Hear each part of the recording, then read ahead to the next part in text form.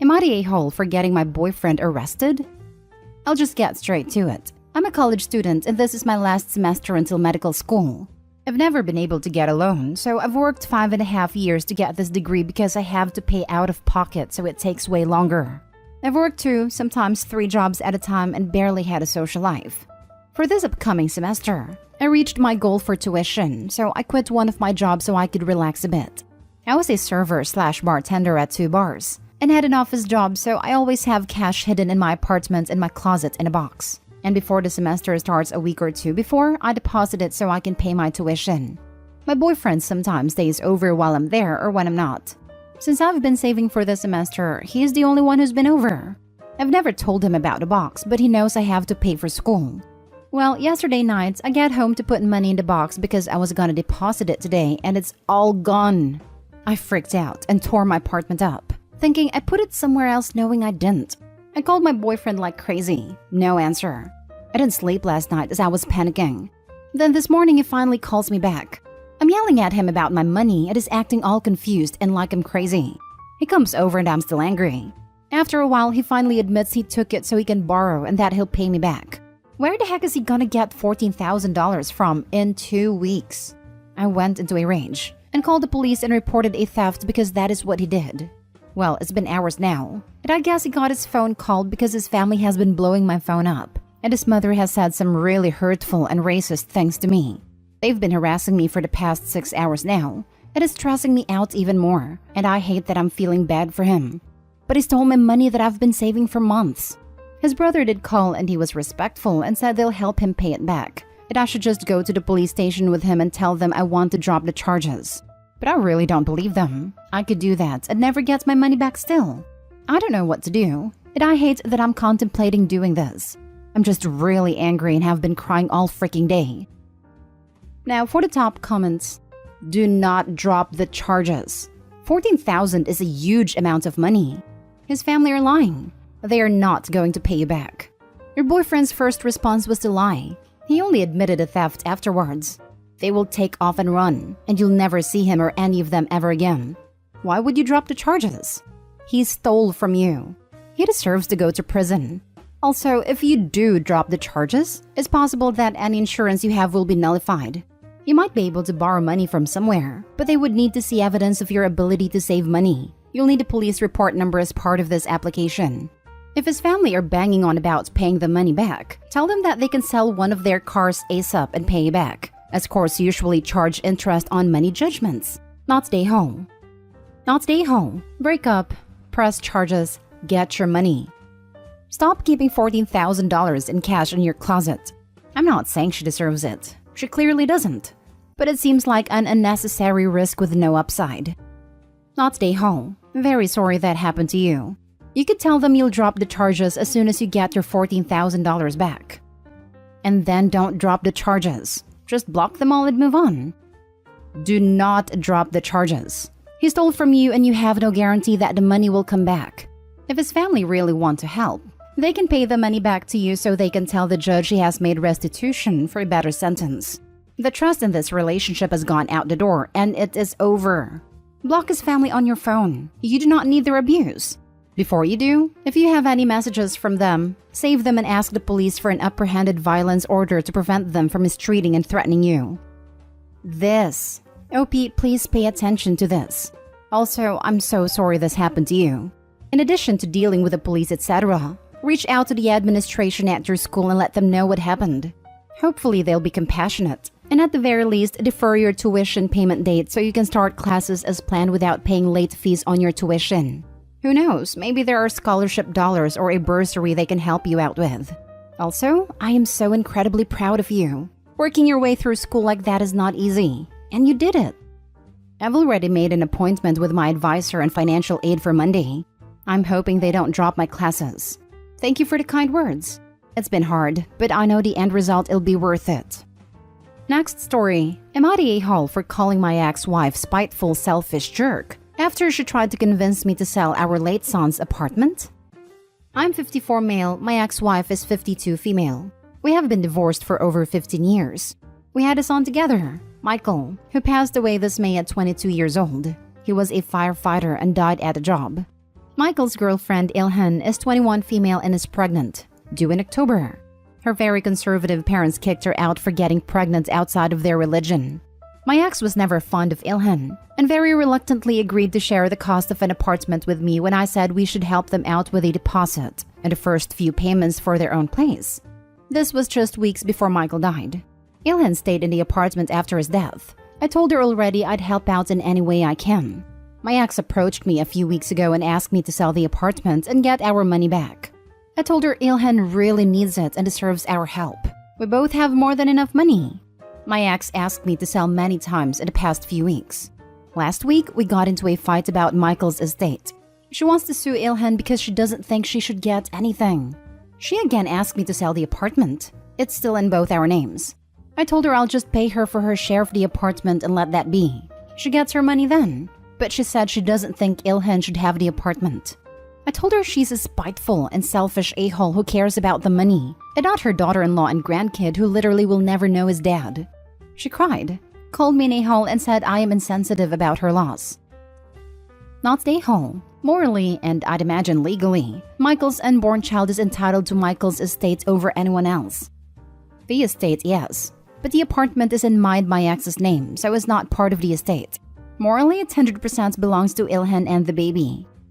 Not the a-hole at all. You even offered to buy your ex out so you can protect your daughter-in-law and grandchild. If your ex doesn't take you up on that, it will be fairly obvious that is not actually about the money, but about your ex's prejudice towards Ilhan. Hasn't Ilhan been through enough? Kicked out of her family, lost her partner while she's pregnant. Now your ex wants her to be homeless? That's messed up. You are a wonderful father, and you are honoring your son's memory by helping out Ilhan. Not the a-hole in any way, shape, or form. I'm so sorry for your loss. I really hope that having Ilhan and your grandchild in your life will be a healing presence for you. Thank you. She's an amazing young woman, and I'm sure will be an exceptional mom to a lucky little one. And you, sir, will be a great grandfather to your grandson. He will grow up knowing that his grandfather will always have his back and protect him and his mother. He will love you and look up to you. Not the a-hole, brother. Your ex is either really going through it rough or they're truly awful. I hope it's the first one. I got no context for losing an adult child, but my intuition is that if I lost someone like that from my life, and the person they loved can still be in my life, I would take that opportunity all day and twice on Sundays. I would cherish it. Losing Michael was by far the worst experience of my life, and I can say with complete certainty that nothing will ever come close. Having Ilhan here, having had her support through this time, has been life-saving. And knowing that in a few months, a little bit of my Michael will come back to life, makes me completely smitten. Next story is titled, Am I the a-hole for refusing to put my fiancé on the house title after he kept handing me empty pens as a prank? I, female 34, have been with my fiancé, male 37, for 3 years. Getting married before the end of this year and recently moved in the house that I inherited from my mom. The house is in my name, and it took a lot of talking and convincing from him to have his name on the title as well. Now, honestly, part of me doesn't think this is a good idea, at least not right now. Maybe after marriage? But anyway, I've decided to go ahead and put his name on the title so he could go ahead and start contributing towards mortgage more and lighten my burden a little bit. We've made appointments, decided on which form of ownership we were basing this on. When it was time for me to sign the deed, my fiancé stopped me and gave me a pen saying this pen was his lucky pen and told me to use it to sign the deed. I took it and tried to sign, but turned out it was empty. He was like, "Oh, I must have forgotten," while laughing, and then pulled out his other lucky pen. I took it, tried to sign, and that one too was empty. Honestly, seeing how he was laughing, I figured he was messing with me, but he swore he wasn't, and pulled out another one of his lucky pens. I tried that one too, and it was empty. My fiancé started cackling, and I felt humiliated, especially with how the gentleman next to him was staring. I got angry and asked him what that was about, and he said it was a prank. I asked, "Really? Did you really think this was a time for pranks?" He was like, "It's all right. You can use a real pen now." I pushed the paper away and said, "You know what? Never mind, because I no longer want you on the deed." He lost it completely, saying we had a deal and I can't back out of it just like that, and that it was a stupid joke that I took too seriously. We had an argument and I refused to sign the deed, at least not then and there. At home, he blew up again, saying I was the one who delayed the process, and that he already gave me a real pen and all I had to do was sign the damn paper and get it over with. He accused me of looking for an excuse not to have him on the deed, and started a silent treatment saying there's nothing to say till those papers are signed. Did I really take this too seriously? Now for the top comments. Not today, Hall. Red flags all over. 1. He pressured you into putting him on a deed? That's weird unless he has selfish motives. My husband literally suggested he not be on the title to my car to maybe help with the insurance costs. Because we're gonna be married anyway. Why does it matter? 2. He is very immature. You don't behave like that at a serious time like that. He wasted everyone's time. 3. He blew up at you for correctly chastising him instead of acknowledging his own fault and apologizing. 4. He's giving you the silent treatment, which is an extremely toxic thing in relationships, and yet again immature. 5. He's more interested in getting access to your property than how you felt in the situation. Hun, I implore you to not put him on the deed. And depending on if this behavior is normal for him, I'd give a long and hard thought on if this is really what you want for your future. Not to mention that he went out of his way to humiliate and belittle her publicly when it came time to signing. It wasn't just a prank. It was an extremely petty way for him to try and assert power over her and make her look and feel like the lesser person in the arrangement when she is, in fact, the opposite.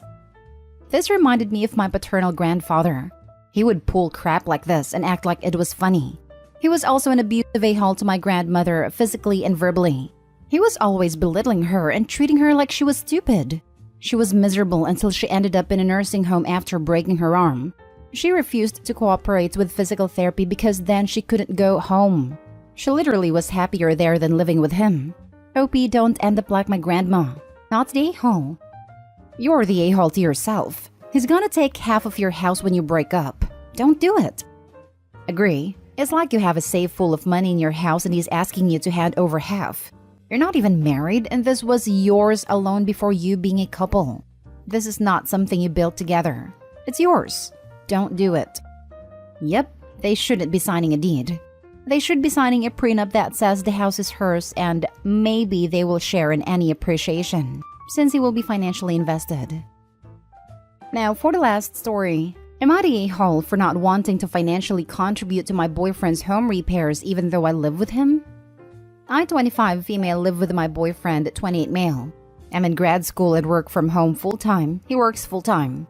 I make $60,000 a year. He makes $200,000 a year. We split bills 70-30. 20% of my income goes to paying for grad school since I have a bartending side gig that I use to cover the expenses of it. We moved in together into an apartment that we both chose, and things were fine. But then when the housing market started getting really bad, he got anxious about not having property in his name and bought one. I didn't really care since we're not married and he can do whatever he wants with his money. Forward a few months and our lease is ending and he waits until 3 days before to tell me we have to move out. They already leased our units because he didn't renew the lease, and we move into the townhouse he bought. I'm an avid DIYer, and my mom is a general contractor and previously an architectural engineer, so I've done tons of home improvement jobs at my mom's house and my childhood home on my own. Kitchen, bathroom, backyard, flooring renovations, etc. My boyfriend is now upset because I told him that not only will I not do any of that at his place, that is only in his name as it should be, I also won't financially contribute to renovations. It would be different if there was structural damage or things in need of fixing, but he just wants updates because the townhouse has all of the early 90s finishes. I have enough on my plate right now with both jobs, grad school, and hella debt. I'm not going to play Bob the Builder in my small amount of downtime, especially when I will never profit from it.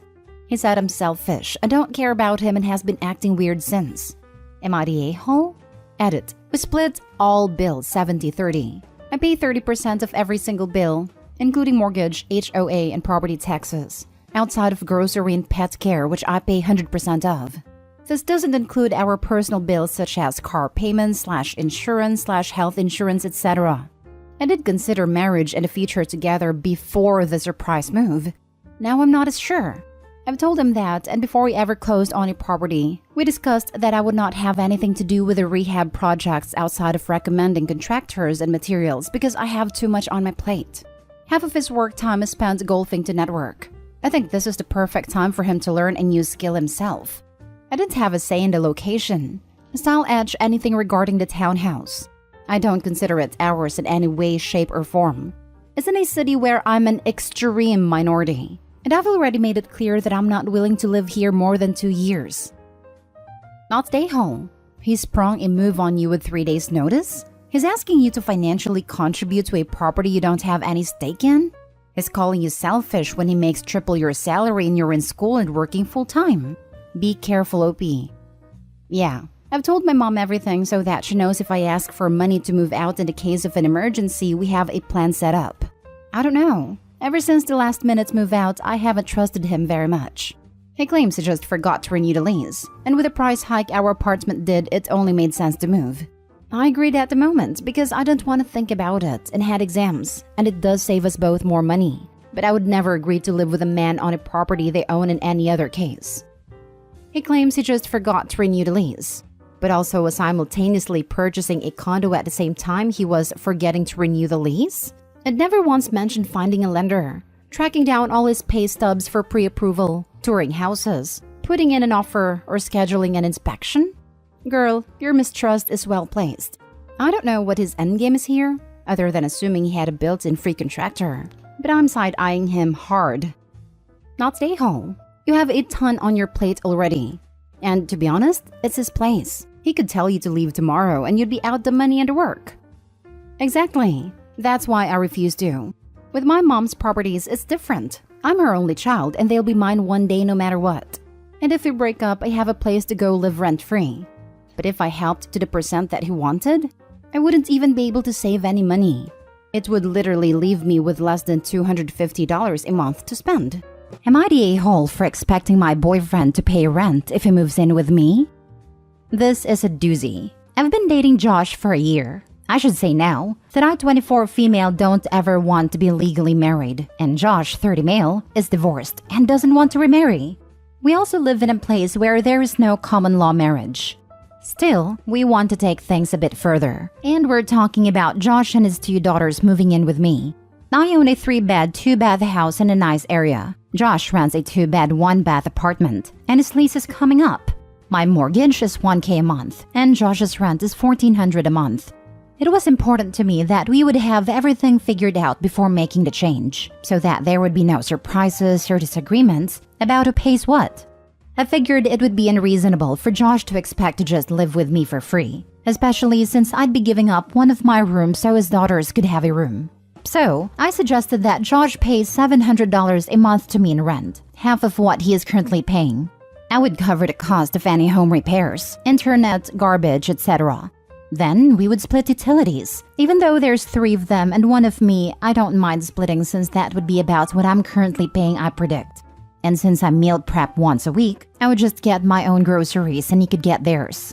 When I laid everything out, Josh was very unhappy and said since it's my house, he shouldn't have to pay rent and that we should split groceries.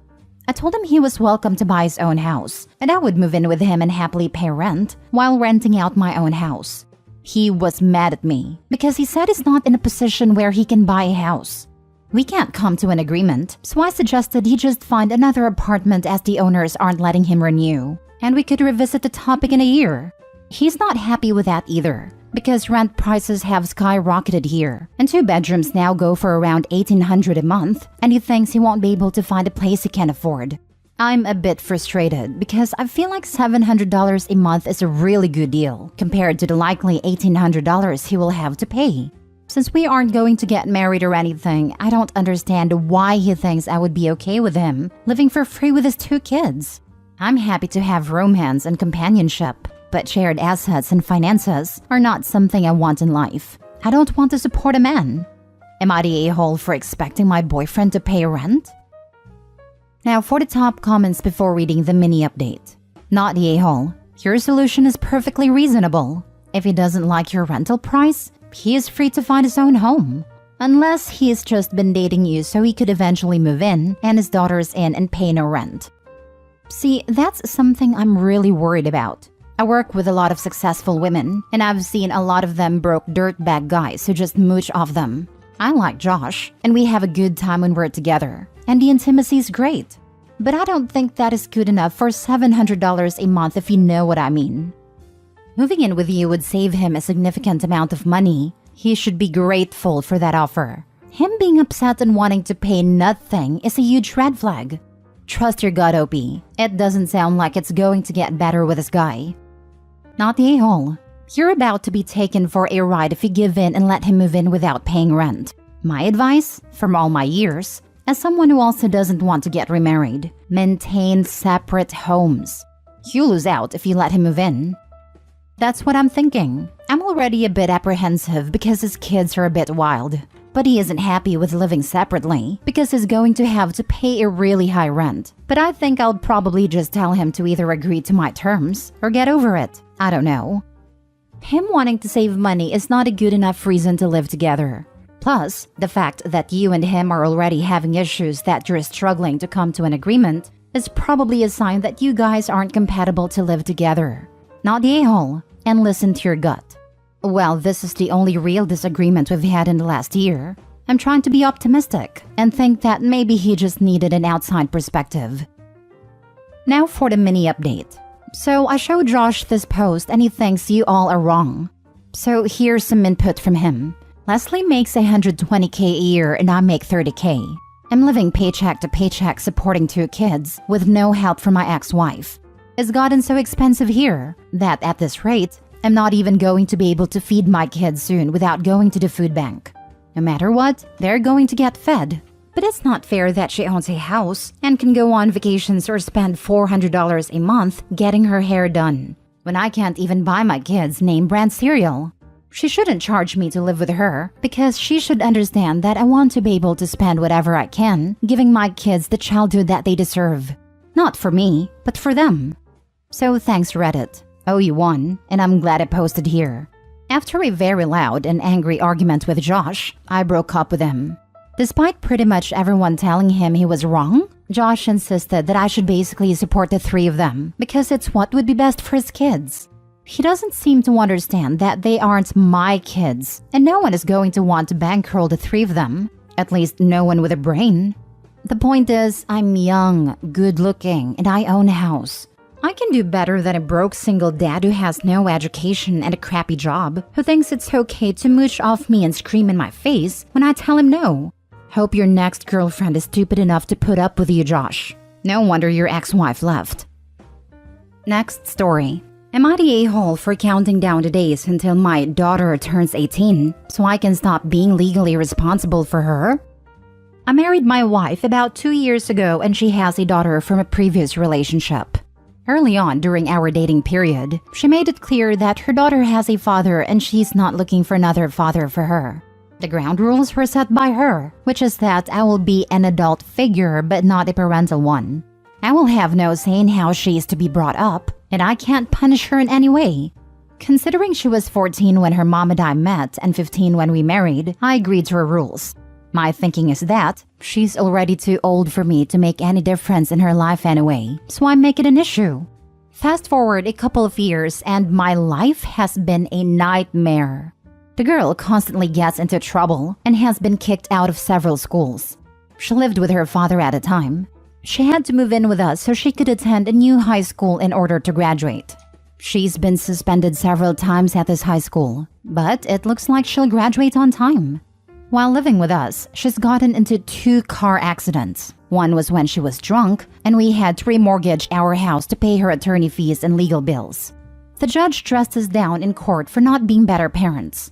I'm not a legal expert at all, but from movies and shows, I know that judges can jail you for arguing, so I bit my tongue and took it. It was humiliating. The girl is a couple of months away from being an adult, and this weekend, I was out with the guys and she came up in conversation. I complained about how much money I've spent bailing her out of trouble, and that I can't wait until she turns 18 so she can face her own consequences. Word got back to my wife and she blew her top. I still don't think I said anything wrong, but I'm staying at a motel tonight. I want to be clear, we're not kicking her out, and considering she doesn't work, she'll be living with us for a while. I'm just waiting for the day she's an adult so I won't be yelled at by any more judges. If you're not a parental figure, why are you paying for these things at all? You're a saint for putting up with this. Not a-hole. Mom wants to have her cake and eat it too. Actually, Mom wants to be a terrible mother and wanted to ruin any possible relationship her daughter and her husband could have had. She is the problem, not the daughter. Dude, why are you so worried about being jailed? Trust me, you are already in a prison of your own making, not the a-hole. I'm not sure that's fair. Unless there were a ton of warning signs that he's not mentioning, how was he supposed to know when the girl was 14 that she would end up being so terribly behaved? Because you should date someone for more than a year before getting married, especially when a kid is involved. Not the a-hole, but you should probably be rethinking your whole marriage, because this is not going to stop when she turns 18. Yeah, but at 18, she's a legal adult and he can wash his hands off her. His daughter will have to clean up her own messes. He's not legally bound to pay for anything related to the law or damages she may do. No, but his wife is still there and clearly doesn't like that stance. It's not going to be as clear-cut as 18 and cutting the cord. Next story. Am I the a-hole for refusing to pay for my in-laws to come on vacation with me? I have been with my partner for 4 years. He has 2 kids with his ex-wife, while I have none and don't plan to. Our household income is okay, and he earns the majority of it. He earns 65% of the total income. The last 4 years, he has insisted that we pay 50-50 to household bills, despite the fact he earns far more than what I earn, and his kids stay with us regularly. I pay half the rent, bills, and grocery, which is expensive for someone on my salary. Then he wants to buy a house near his ex-wife so he can be closer to his kids. So he says it's important that I pick up 50% of the costs now, so that allows him to save more of his money for our future. The money he isn't paying into bills, but goes straight into his own savings account, not a joint one. He does not really acknowledge he has underpaid bills the last 4 years. I've calculated he's underpaid between 16,000 to 19,000 pounds. When he first moved in, without his kids, I picked up all the bills. I paid out over 8,000 pounds in rent and bills, while I paid around 1,100 pounds towards food. Not long ago, he asked if I wanted to go away for the following weekend. I said sure, and we talked about where we could go. He then went to visit his parents, and later that evening he messaged me an Airbnb link for a lodge by the beach to visit that weekend. He asked if his family could come, and he said he'd pay more than 50% if I agreed to them coming. I don't have any family, plus his mom and dad have beat cancer recently, so I said yes to his folks and grown-up brother coming, and booked and paid for the Airbnb. A few days ago, he wanted to settle the vacation bill and has offered to pay 60% of the total. I've kicked off stating the obvious. There were 7 people in that lodge, and 6 of them were his family, so my portion of that bill should be 15%. Am I wrong? Now for the comments. Not the a-hole, but why are you with this guy? It sounds like you are funding so much of his life and not getting anything out of this relationship other than being so financially weakened. It would be hard for you to leave. Because being alone is lonely. That's what most of these posts boil down to. Am I the a-hole for finally not putting up with this crappy person? OP, ask yourself this question. If the situation were reversed and you made more money than your partner, would you make the same demands that you are letting him make from you? So why are you allowing him to make you struggle and sacrifice when you would never expect the same if the situation were reversed? To answer the post, not the a-hole, and he is 100% the a-hole, because his family may not know what you make, but he does. And he clearly doesn't respect you nor your financial situation in the slightest. Don't accept treatment that you would never expect of others. You deserve an equal partnership with deep respect. You realize he's not going to put your name on that house, right? If that house was really for your future, he would set up a savings account with both of your names on it. He's just using you to pay enough bills that he can save enough for a house, and more than likely, dump you once he's purchased the house. Put your foot down. Tell him the money distribution isn't fair, and you will only pay 35% of the bills, but offer to put that 50% you are saving toward a house and a mutual savings account. And you want your name on the deed as 35% owner. Insist on getting a lawyer and having an agreement drafted. If he refuses, then you have your answer. He's just using you. Also, don't let him gaslight you or persuade you into seeing his side of things. Tell him this isn't anything personal. Even if it is, it's just protecting yourself and your future. Again, if he declines or argues, dump him and move on. Last story. Am I the a-hole for letting my daughters share a room even though they don't need to anymore, and despite my ex asking me not to? My ex and I have 2 daughters who are 9 and 10. They're 20 months apart to be specific. They are as close as twins, and they look alike enough that they're mistaken for such sometimes. They get their weekends with me, which until a couple months ago, they had to share a room because my apartment only had 2 bedrooms. Luckily, my financial situation has improved, and I now have a small house with 3 bedrooms for them. The thing is, they didn't want to have their own rooms. They liked sharing because it's like sleepover every night, and asked me if they could keep sharing. I figured I'd be an idiot if I didn't support my children getting along, so I agreed. The extra bedroom is just a guest room for now, but if/when they change their mind, they can take it. Their mother is not happy about this. They never had to share a room over there, and apparently, they've been asking to. She's getting tired of that, and she asked me to split them up so they'd stop bothering her. I had a talk with them about not asking her anymore, and how different houses have different rules, but I'm letting them keep sharing a room. Their mother thinks I'm encouraging codependency and that this isn't healthy, but I've seen no sign of that. They're in different grades and classes, have different friends, and do different activities and cope fine. They're perfectly healthy, happy kids, and I see no harm in what I'm doing. But she says I'm going to cause tension between her and them by letting them do something they can't over there. Not the a-hole. Your ex seems pretty controlling and doesn't want her daughters to be happier in your place. I don't see anything wrong with them sharing a room if they want to. They're little kids for Pete's sake. That's it exactly. She doesn't want them getting excited about going to their father's. She sees what is coming and is afraid she will lose their love. And all she would have to do is let them share a room at her place, and the girls could be happy all the time. She is the one causing the rift. OP, you are not the a-hole. Your daughters are happy with the arrangement. It's not causing you any stress. And the only person with beef is someone who has no say over the rules in your house. There'll come a time when the girls may want their own rooms, but until then, there's nothing wrong with keeping things as they are. Not the a-hole. Not the a-hole. My 11 and 7-year-old girls shared a room until a year ago. I try not to let them sleep in each other's rooms on school nights, but most weekends, they spend at least one night in one another's rooms or beds. The amount they and yours are sharing is not harming them at all. Let them bond. Once they ask for the space in a room, you have it. Good luck. Not the a-hole. When they're with you, it's entirely your decision. And sounds to me like you're making the right one. It's too bad mom isn't happy, but her goal is literally to make her kids less happy. So unless she's actually an expert on codependency, then her opinion here isn't worth more than what you think and what your kids want.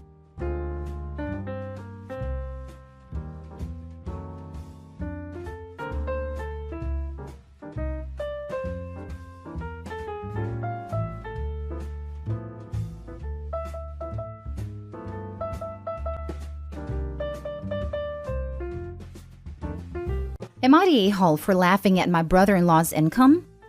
I, 35 female, met my husband Ray, 35 male, about 12 years ago. He was a junior engineer at the time, but he was perceptive, considerate, funny, and just overall my ideal guy. The only thing I didn't like was the way he and his brother Pete, now 38 male, interacted.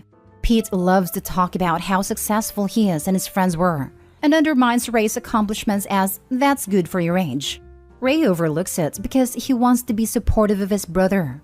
At the time, I wanted to say something about Pete's arrogance, since not only was I not impressed by his income, it's not a secret that Pete is noticeably uglier, inside and out, than his younger brother.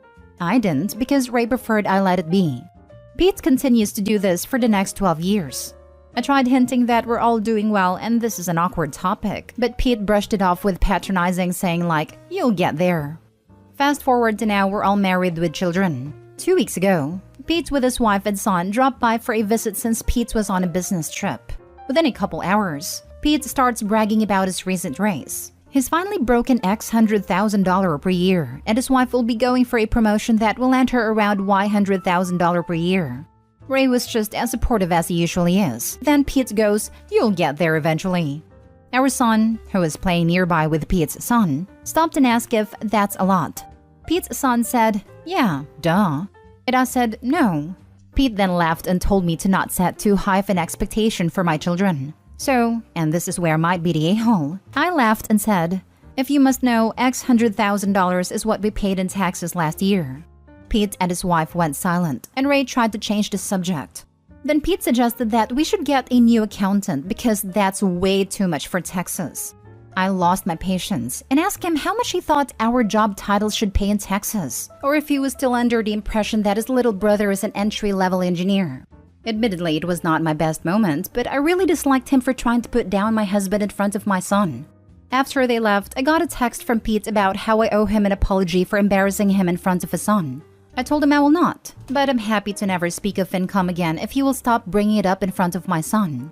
Ray agrees with me, but asks a favor to let Pete talk in the future as long as it's not in front of the kids. He says his brother has some self-esteem issues, and if it makes Pete feel better to pretend he's more successful than Ray, Ray's okay with it. I really don't see the need to keep babysitting an almost 40-year-old man's ego, and frankly, I don't want a man anywhere near my son. But as I don't have a sibling with a self-esteem issue, I don't know if I'm overreacting. Am I the a-hole? Now for the top comments. You are super patient. 12 years. I wouldn't have lasted one. To be honest, it was tempting to go off on him earlier, especially after his toast at our wedding that made my dad almost throw him out. But the only reason I didn't was because my husband made it funny later and we ended up laughing it off. Wait, Pete did this patronizing stunt at your wedding? You might need to tell your husband point blank that his relationship with his brother is incredibly unhealthy, and it's toxic that they are teaching their sons to continue this dynamic as cousins. It started as an okay toast but got condescending and ended with a not bad for a bachelor's degree, right? Brother-in-law has a PhD. My dad got angry because 1, rude, and 2, he doesn't like PhDs. But people chilled after my husband made some jokes about his brother being convoluted/hard to understand, and ended with not bad for a PhD, right? That said, my son will be spending less time with brother-in-law's son until habits improves. It sounds like your husband may have normalized his role of being his brother's punching bag, and then smoothing it over in front of company so no one holds brother-in-law accountable. Obviously, I don't know these people, and so you'd be able to tell if this is accurate or off base. Your husband might need to be reminded that everyone gets insecure and jealous, but most people learn healthy ways of processing, not taking cheap shots during a wedding speech or raising your son to look down on his poor, as brother-in-law assumed you were, cousins. Not a-hole at all. It sounds like brother-in-law is getting worse over time, and that's probably because no one shut down his behavior before. Better late than never. You shut that nonsense down. Don't apologize. And if he doesn't see the problems with his behavior, tell him not to worry. He'll get there eventually. I'm definitely borrowing your line if this doesn't come down. Next story. Am I the a-hole for leaving for uni without telling my parents? Anyway, I'm female 19 and literally just moved out of my family home. By just, I mean today, in the morning.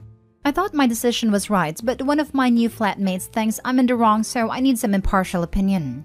I'm the oldest of 6 siblings. I have 5 younger brothers, and I lived with them and my parents.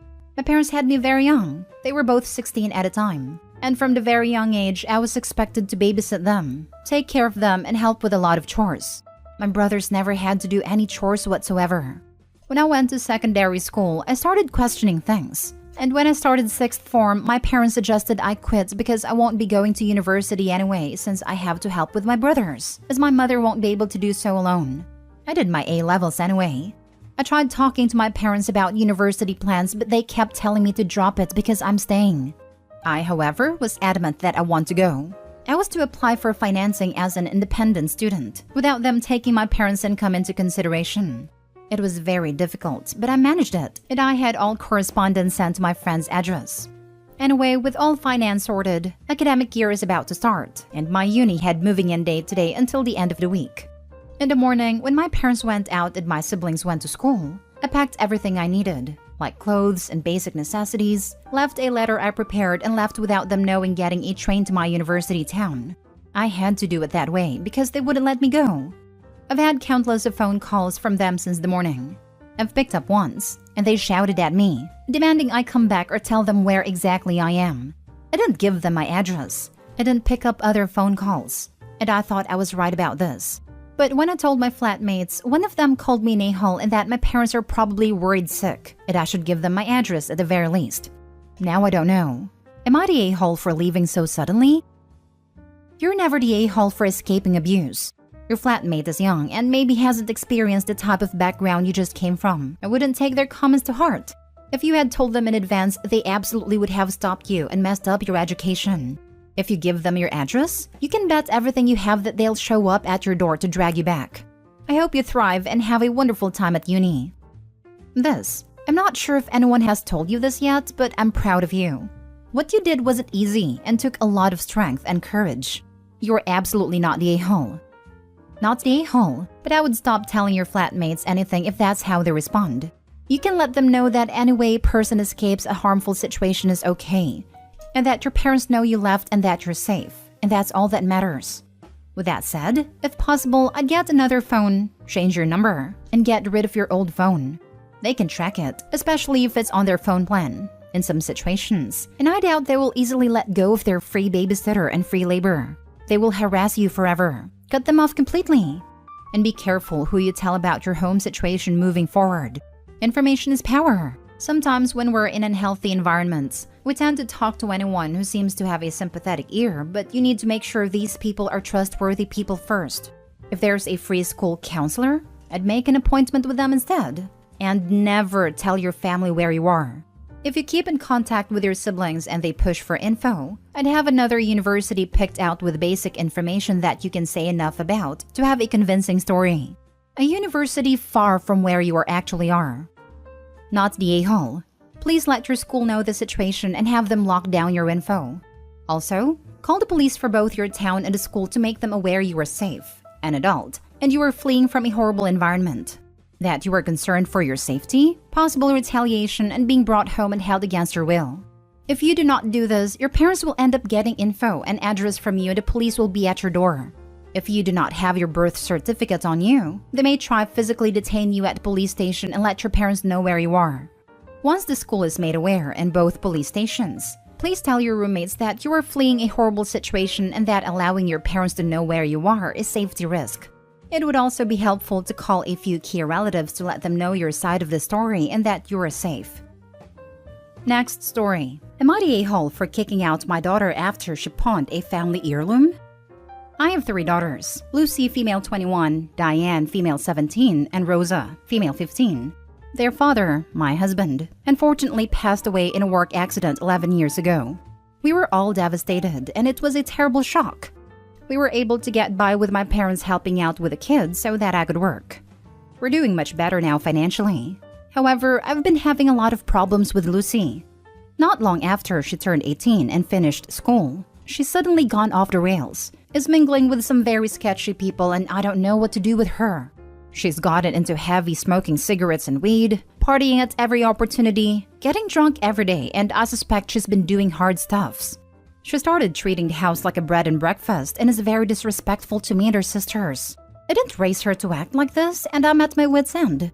I've tried to get her into rehab and therapy, but she just refuses to go and gets very angry when I bring it up.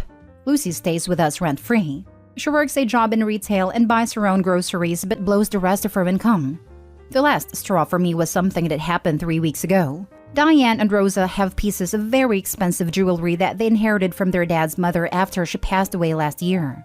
The jewelry had been in the family for generations. Whilst they were at school, their pieces of jewelry went missing from their rooms. Diane and Rosa were incredibly upset when they noticed the jewelry was missing. I asked Lucy if she knew what happened to the jewelry. Lucy lied and said she didn't know. I pressed the issue and pointed out that she went partying and spent loads of money. And Lucy eventually admitted that she stole the jewelry and pawned it. Even though it was kind of obvious that it was Lucy, I was still shocked that she would do something like that. I told Lucy that this is it, and that I'm kicking her out. I told her that she needs to be out in 3 days. I didn't think it was fair on Diane and Rosa to keep someone like Lucy around when she keeps causing chaos and destruction in our home. And I was also worried about Diane and Rosa being influenced by her. Lucy left the next day and went to go stay with my parents, who were saying I'm a horrible mother for kicking Lucy out and that I'm clearly playing favorites. Am I the a-hole? Now for the top comments. If they are heirlooms gifted to your daughters, you need to report the jewelry as stolen. Local police get pawn sheets from local pawn stores and check them against stolen property reports. Your daughter will probably get arrested because pawn shops take the IDs of people pawning goods, but you may be able to retrieve the jewelry.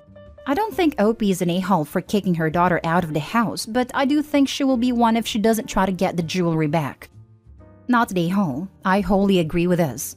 Do not lose those family heirlooms that belong to your other daughters because of Lucy's dishonest behavior. I think Lucy pawned the jewelry for drug money. Both are correct. I am recovering, and being an addict doesn't absolve us from our actions. What it does mean is that we were sick. People get sober and try to atone for their actions, but whether the victim accepts it is up to them. We can't change the past. We are responsible for our past. We can try our best to make amends, and the rest is out of our hands. It's complicated because it's not simple. Not a-hole. Your daughter has some things to figure out. Maybe she will, maybe she won't, but ultimately you still have two other non-destructive children to prioritize and care for. She's 21, and while you'll always be her mom, she's an adult and responsible for who she wants to be, where she wants to go, and what she wants to do. Meanwhile, you have actual minors to worry about. Hopping onto this comment to point out that Opie needs to check the credit reports of the younger children and herself. You need to make sure no credit card/identity theft has taken place. Now for the last story. Am I the a-hole for refusing to pay for my half of the rent? I, 19 female, have been living with a close friend, 19 female, since last December. We co-signed a lease, so both our names are on paper for the place we're renting out, and we pay 50-50 for the rent. The lease was up a couple of months ago, but we were still making back-to-back monthly payments due to our agreement with our landlord. Everything was going good, up until a couple months ago when my roommate started acting differently. It started off with some small things, like when she'd have a bad day at work, she would get home and basically take it out on me, which fine, I can handle minor mood swings. I thought it would just be a temporary thing anyways. However, it gradually got worse. She was constantly mad at me and would look for anything to berate for, sometimes without even giving a reason why after. Not only that, but she kept acting like the place was solely hers. She would say things to mutual friends about how it was her place, therefore she had a final say in whatever happened to it, or who was welcome and who wasn't without even consulting me. I finally had enough, so I decided that it was time for me to move out. I gave our landlord my 1-month notice to be out by the end of September and told her about it the next day.